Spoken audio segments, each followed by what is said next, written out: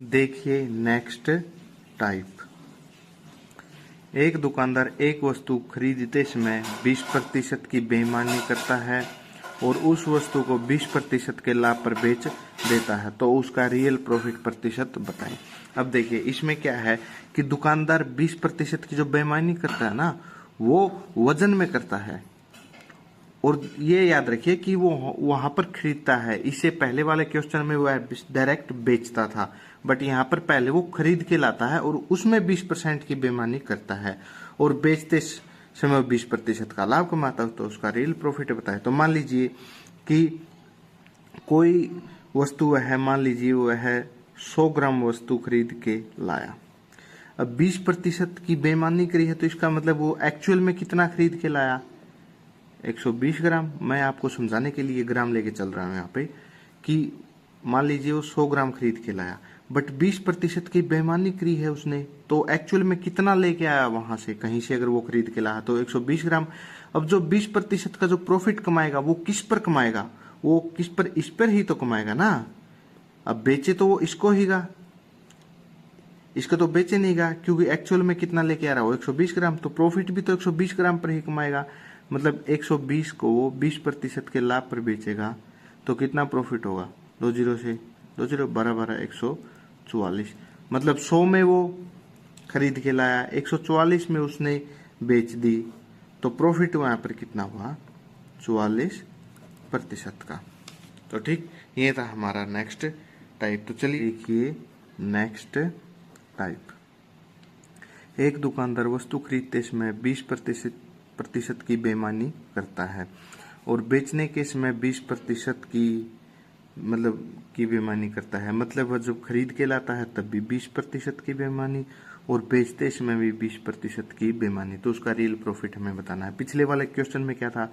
20% की बेईमानी तो करता था वो खरीदते समय, बट वो 20% के प्रॉफिट पर बेचता था। अब यहाँ पे वो डबल बेईमानी कर रहा है, खरीदते समय भी और बेचते समय भी। तो देखिए मान लीजिए कि वैसे ही वह 100 ग्राम की कोई वस्तु खरीद के लाया और 20% की बेईमानी पर खरीद के लाया। इसका मतलब एक्चुअल में कितनी खरीद के लाया वो?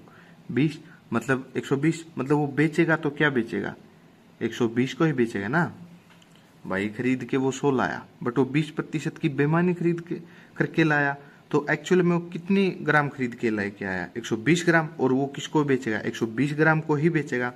अब देखिए 20% की बेईमानी वो बेचते समय कर रहा है। अब किसी को मान ले उसको 100 ग्राम कोई वस्तु देनी है, वो 20% बेईमानी कर रहा है, मतलब 20% कम दे रहा है, तो मतलब वो कितनी वस्तु दे रहा है? 80 ग्राम की कोई वस्तु दे रहा है। तभी तो 20% की बेईमानी यहाँ पर और 20% की बेईमानी यहाँ पर। अब जो उसका जो प्रॉफिट होगा ना, अब देखिए 80 में कोई वस्तु वो खरीदी एक्चुअल में और 120 में उसको वो बेच रहा है, तो प्रॉफिट कितने का कमा रहा है? 40 का। इंटू में 100, बाय में सीपी कितना है? 80। तो 40 से 2 और 2 से 50, मतलब 50% का क्या है उसका रियल प्रॉफिट। तो देखिए नेक्स्ट टाइप। एक दुकानदार वस्तु खरीदते समय 1 किलोग्राम के स्थान पर 100 ग्राम की बेईमानी करता है और बेचने के समय 200 ग्राम की बेईमानी करता है, तो उसका लाभ प्रतिशत बताएं। अब देखिए उसने एक्चुअल में कितना सामान खरीदा? 1000 ग्राम या फिर 1 किलोग्राम, बट बेईमानी करके ले आया वो 100 ग्राम फालतू। मतलब वो कितना ले आया? 1100 ग्राम। अब वो बेचे किसको का?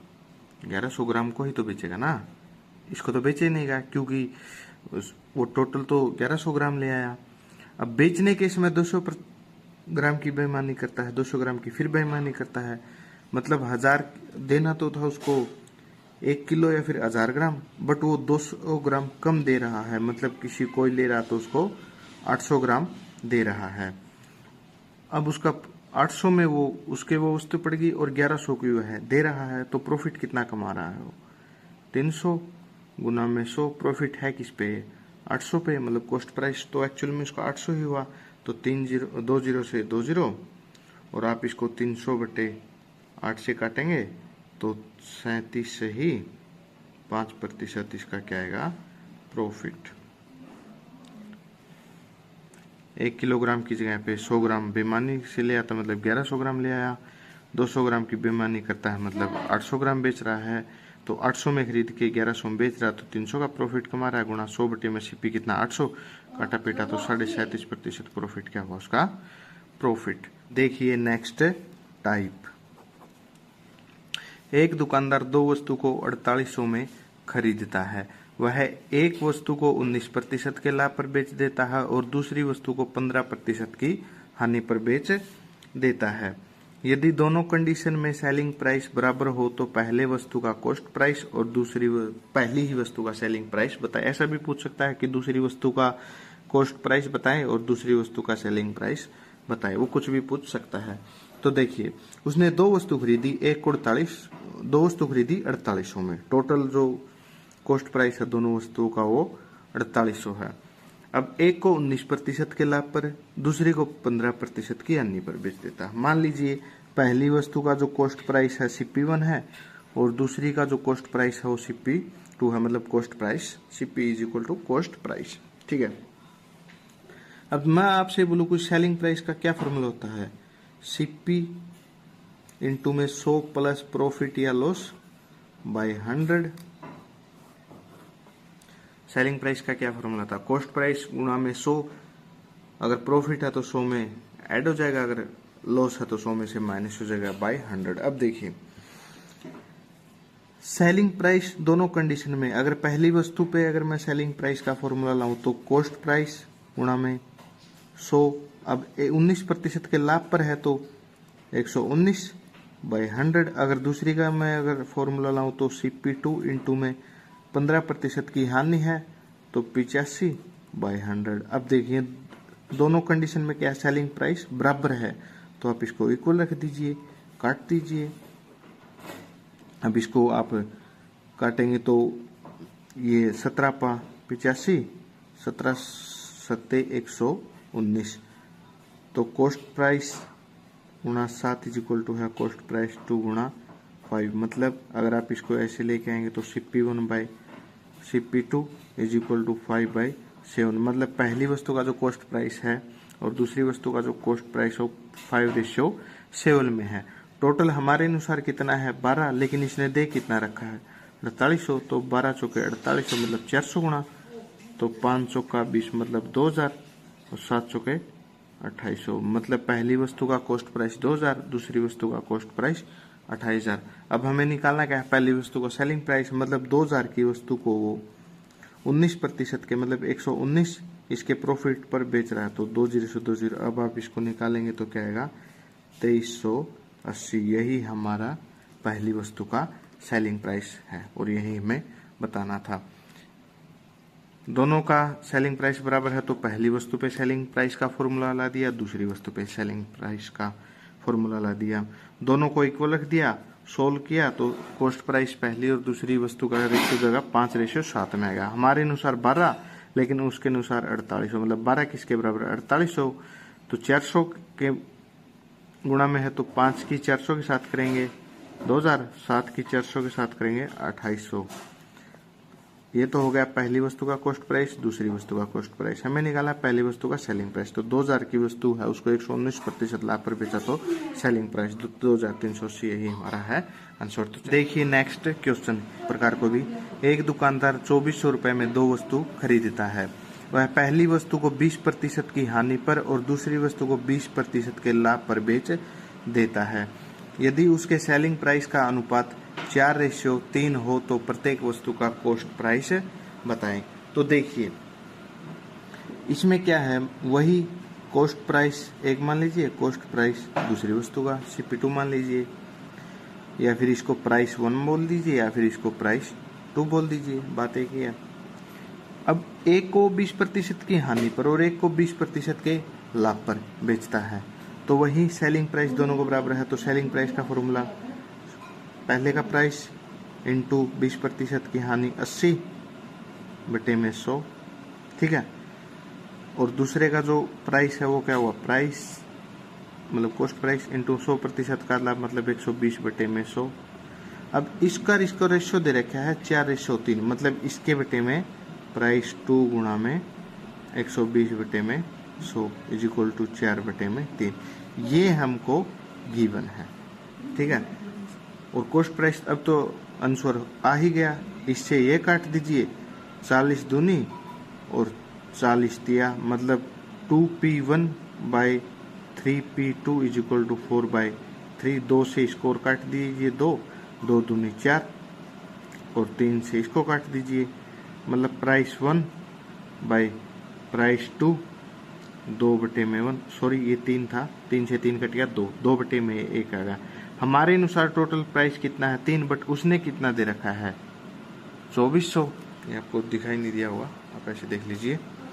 3 की वैल्यू कितनी आ गई 2400, मतलब 800 गुणा, तो इसका रेशियो क्या आएगा 1600। और यही हमसे पूछा है कि पहली वस्तु का कॉस्ट प्राइस, तो 1 की वैल्यू 800 तो 2 की वैल्यू 1600, यही हमारा क्या है आंसर है। तो चलिए आगे चलते हैं। देखिए आज का हमारा आखिरी टाइप, बाकी क्लास हम कल करेंगे। एक दुकानदार 1750 में 2 वस्तुएं खरीदता है। वह पहले को 10% की हानि पर और सेकंड वस्तु को 15% के लाभ पर बेच देता है। उसे कुल पर ना लाभ होता है और ना हानि होती है। तो प्रत्येक वस्तु का कॉस्ट प्राइस और पहली वस्तु का सेकंड सेलिंग प्राइस बताएं। यहाँ पे सेकंड वस्तु का सेलिंग प्राइस भी पूछ सकता है। देखिए ये हमारा नेक्स्ट टाइप है। जब ऐसा हो ना कि मान लीजिए कोई एक वस्तु है और दूसरी वस्तु है, इन दोनों वस्तुओं का कॉमन कुछ दे रखा हो, तो इस टाइप के क्वेश्चन को हम कहते हैं एलिगेशन वाले तरीके से, मिक्सचर एंड एलिगेशन वाले तरीके से। तो देखिए एक वस्तु और 2 वस्तु तो ठीक है, अब इनमें कॉमन क्या कुछ दे रखा है वो समझिए। एक वस्तु 10% की हानि पर, दूसरी वस्तु को 15% के लाभ पर, और उसे कुल पर। अब देखिए कुल पर ना लाभ होता तो ये चीज यहाँ वाली है। तो अब देखिए ये पहली वस्तु, ये दूसरी वस्तु। पहली वस्तु को 10% की हानि तो -10, और दूसरी वस्तु को 15% के लाभ पर है तो प्लस का 15, प्लस तो शो करेंगे नहीं, ऑटोमेटिक प्लस है। तो कुल पर ना लाभ होता है ना हानि होती है, मतलब 0। अब इसमें से ये घटाएंगे तो 15, इसमें से ये घटाएंगे तो माइनस माइनस क्या हो जाएगा, मतलब 0 माइनस के 10, तो क्या हो जाएगा 10। तो किस रेशियो में आ गया 3:2। 3:2। हमारे अनुसार दोनों वस्तुओं का जो मूल्य है 5 है, बट उसने दे रखा है 1750। तो इसको काटिए, 5 × 15, 5 × 25, 0, मतलब 1 की गुणा आ गई 350, मतलब 5 350 के बराबर है। तो 3 किसके बराबर होगा और 2 किसके बराबर होगा, 2 किसके बराबर होगा 350 दूनी 700, और 3 किसके बराबर होगा 1050 के। तो मतलब पहली वस्तु का कॉस्ट प्राइस 1050, दूसरी वस्तु का कॉस्ट प्राइस 700। अब हमें निकालना है पहले का सेलिंग प्राइस, मतलब 1050 वाली वस्तु को जो ना 10% की हानि पर उसने बेच दिया। तो इससे इससे ये, तो 9 × 45 के 45, 9 × 9, 945 क्या है उसका पहली वस्तु का सेलिंग प्राइस। तो देखिए एक बार और समझ लीजिए, एक तो ये हमारा आंसर है और एक ये हमारा आंसर है। जब ऐसा हो कि एक वस्तु दे दी दूसरी वस्तु दे दी, उन दोनों वस्तुओं का कुछ कॉमन दे दिया, जैसे यहाँ पे दे रखा है कि एक को 10% की हानि और दूसरे को 15% के लाभ, और टोटल पर उसे ना प्रॉफिट ना लॉस, मतलब 0। तो इस टाइप के क्वेश्चन हम एलिगेशन से करते हैं। तो ऐसा किया, इसमें से -15, इसमें से -10, 3:2। हमारे अनुसार टोटल वैल्यू कितनी 5, उसके अनुसार 1750, मतलब 1 की वैल्यू कितनी आएगी 350, तो 3 की वैल्यू क्या आएगी 1050, 2 की वैल्यू क्या आएगी 700, मतलब पहली वस्तु का कॉस्ट प्राइस, दूसरी वस्तु का कॉस्ट प्राइस। अब पहली वस्तु का सेलिंग प्राइस भी निकालना है, तो 1050 वाली वस्तु के क्या है 10% की हानि पर, मतलब 90/100 ये निकाला, तो 945 क्या है दूसरी वस्तु का सेलिंग प्राइस। ठीक है, तो आगे क्लास हम कल करेंगे। तो आपको ये वीडियो कैसा लगा कमेंट सेक्शन में कमेंट करिए, लाइक करिए, शेयर करिए और चैनल को सब्सक्राइब करिए। तो मिलते हैं अगली वीडियो में, तब तक